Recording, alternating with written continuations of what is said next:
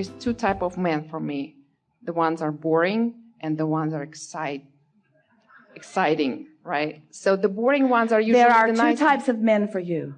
The ones who are in alignment with all of the details that you put into your vortex, and those that aren't. But the question isn't about whether they're right or wrong. The question is whether you're in alignment with your vortex. So a better way of saying it is, there are two types of men for me. Those that I've taken the time to line up with what I really want about, and those that I've taken no time to line up with what I really want about, that just show up. There are space fillers, and there are deliberate creators. But the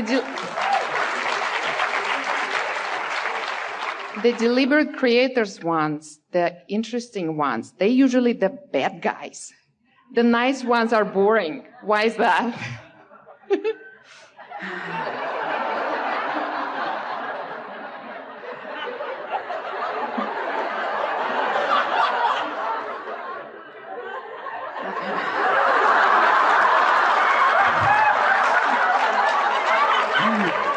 All right, we're going to start at the very beginning. Are you refreshed? You create your own reality. I'm the bad and one. And what you believe is the way it is for you. So everything you just said is true. We'd say it differently if you want it to be different, and we would convince ourselves there are powerfully aligned, beautiful men who are in perfect vibrational alignment with who they are, who understand that they live in an expansive universe, who are sifting through life experience and are coming to new conclusions, who are tuned into themselves, sensitive to their own emotions, and deliberate about guiding their thoughts, who are understanding that they can be or do or have anything. The planet is crawling with them. I just have to be there, right?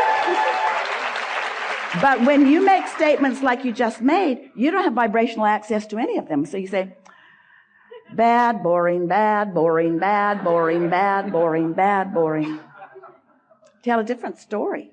And then line up with the story that you tell and watch what happens.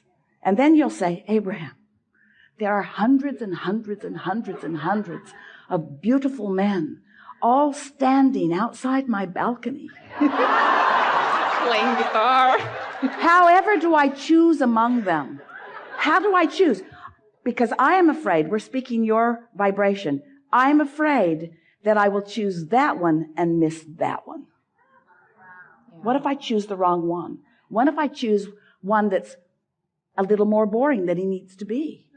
Or what if I choose one who does not fulfill all that I want? And we say, you work the bugs out of it. You work it out before it gets there by creating your vibrational climate, you see. You start in a really general place. Before this gathering has come to a conclusion, it is our promise to you that we will have many, many discussions about the attracting of all things that are important to you. This is a basis of understanding. You can be or do or have anything that you choose. And we can feel that your desire is in a strong place. Your belief is in the process of catching up with it. And you know, don't you know? Do you know? I know. Do you know the way it feels when you say, what I want is hard to find? How does that feel? How does it feel when you say, what I want is rare and therefore hard to find? How does that feel? How does it feel when you say, what I want has already been identified by me, and Source is my placeholder on all of these magnificent details? And when I find a feeling, an impulse, I follow it. And with that impulse will come more information. Maybe what you're wanting is already completely created, is finalized for now, and is in your vortex. And maybe your work is just to find your way there. And when you do, we're going to talk a lot about, do you get how things move from that vibrational reality into your see it, hear it, smell it, taste it, touch it reality? Do you understand how that is? Do you? Kind of. It's a steady accomplishment of a frequency on whatever the subject is that holds no resistance. And you can tell that you're on the subject because it feels like elation when you focus there, or it feels like satisfaction when you focus there. There's not doubt and worry and struggle and strain. There's no stress in this alignment.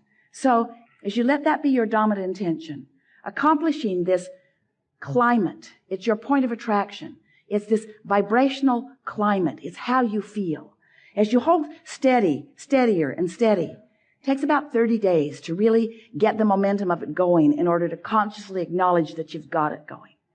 Once you accomplish this vibrational frequency where you've worked the bugs at it, you don't have a piece of resistance about that one or that subject or that subject or that subject because you've cared about how you feel. And so you've said it better and said it better and said it better and said it better until it really feels good to you when you think about that. And it really feels good to you when you think about that. And it really feels good to you when you think about that. And sometimes new thoughts will come to you, new thoughts within this 30 days of alignment, not new thoughts, but new to the frequency that you now hold. Do you understand what we're saying? You ever listened to an Abraham recording from the 90s and realized that it was all there then? But you're in a different vibrational vantage place now. And so as you re-listen from your now, as you rethink, so something is introduced into your now vibration and you feel it in your now. You can feel whether there are resistant bugs to work out or whether it's in perfect alignment. And so as you do that work, so that you've accomplished on this subject of importance to you, harmony with what's in your vortex, so that there's no vibrational variance between what you've created, what source has tended to, what law of attraction has gathered, what's there ready to manifest in your experience. There's no vibrational variance between that and where you are. So then, now, movement begins to happen. It begins to move into your experience. So how does that happen? You become the realizer, the realizer of it. You become the realizer of it. You become the manifester of it. You feel the frequency of it. You feel the impulse of it. It comes in the form of an idea. I think I'll go to this restaurant. I might meet someone. Oh, he's a hungry cat. You feel this impulse to go somewhere. You feel this emotion that comes to you. These manifestations start coming. And then rendezvous begin happening. Circumstances and events begin happening. And because you have deliberately tended to the frequency of it, because you've deliberately tended to the frequency of it, when the manifestations begin to be realized by you, you recognize them. You don't miss them. You recognize them. You bounce off of them. You add to the momentum of them until before you know it, wherever you're standing in relationship with anything you want, you're feeling at ease about it because you know that things are always working out for you. And you begin to understand, this is so what we want you to understand, that you really didn't want the direct route to all of those things that you think you want anyway, because there are so many pieces of what you think you want that you're going to find along your trail to it, you see. There's no manifestation that satisfies you for very long. Esther would say to Jerry, oh, that's a beautiful car. That's a beautiful car. I think you should buy that for me. I think it will make me happy for the afternoon. And so there's got to be more and more and more and more and more and more. It turns out that it is that gap between where you are and where you're going that is life as you are living it. And if you are moving in the direction, hear this is the secret to happiness that you've been looking for. If you are moving in the direction of your identified desires, you're happy in this moment. If you're moving in opposition to your identified desires, you are unhappy in this moment. So all you got to do is acknowledge, I can tell whether I'm happy or whether I'm not. Can you? Can you? Can you? Can you? Can you? Can't you feel it? See? And so don't you want to meet up with someone and say, oh, did I ever have a wonderful time on my way to you? Looking for you has been the richest, most rewarding part of my life experience. I'm so glad that you didn't come to me that first day. I would have missed out on all of this wonderful experience. As Esther and Barbara and Mark and Scotty and Sandy were making their way from Texas here. David. They got to the Dallas airport, which was where their connection was, and their plane was delayed for a few hours. And no worries, it's a beautiful airport. In fact, Mark had just said, ooh, if you ever want to get stranded somewhere, this would be where.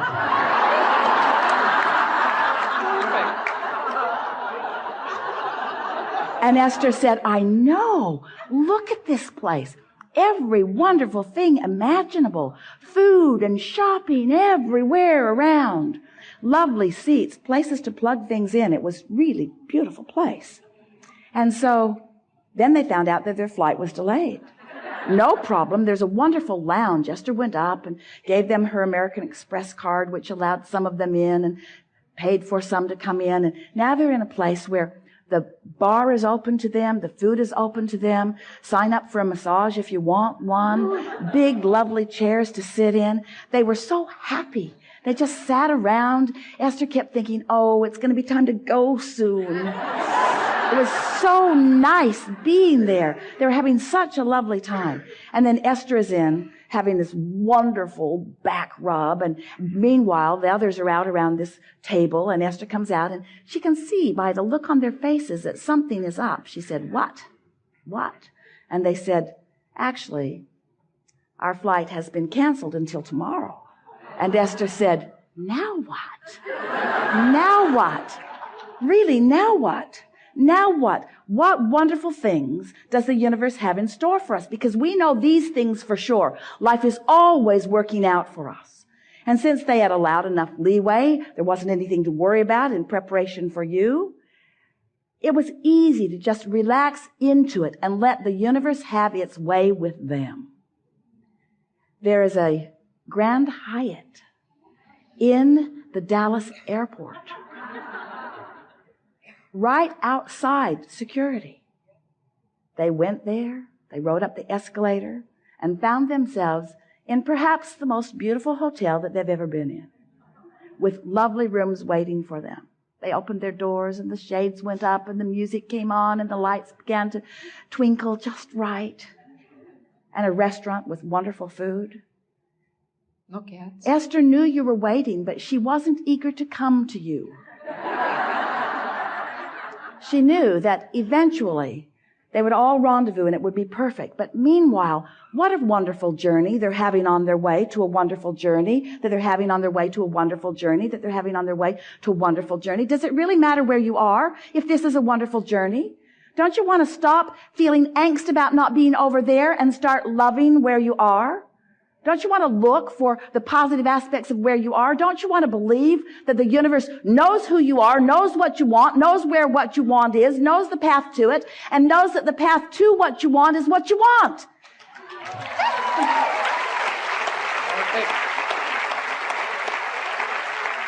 So it is so fun to say, it might be you, it might not be you, it might be you, it might not be you, it might be you, it might not be you, it might be you, it might not be you. But meanwhile, what a wonderful experience. What a wonderful exposure to life. Yeah? Yeah.